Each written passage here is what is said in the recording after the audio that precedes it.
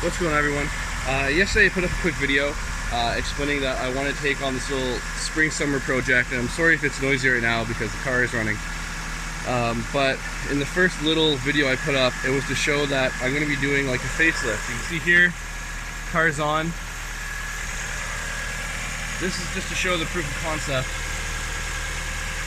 Granted, the high beams are on, they don't seem super bright. I probably will swap these the bulbs out for better bulbs. They're factory bulbs out of like these headlamps.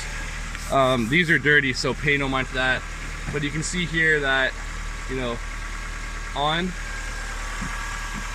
off, because all it is simple plug and play. This is the harness, the female end, that would plug into this headlamp assembly here.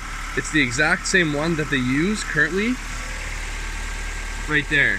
Nothing was changed, it's the exact same. The only thing is the fitment. You can see here, everything is completely functional. So, in terms of logistics of getting that plugged in, no splicing, nothing whatsoever.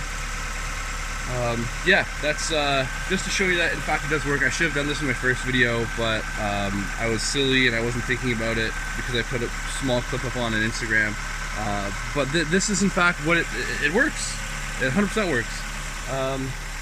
And I will kind of show you these as well. Are the tail lights out of like the same car, so it was an 09 or 2010. Doesn't have the white marker on the bottom. I did leave these guys up. I should have swapped them out, but they're still functional, so I didn't feel the need to actually do anything for that. Out of the same car though, in the same yard, I did get a bunch of stuff.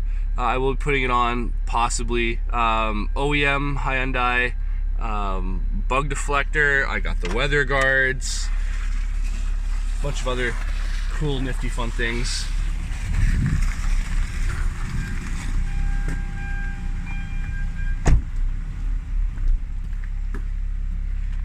So that's that. That's just a small update that in fact this all does work.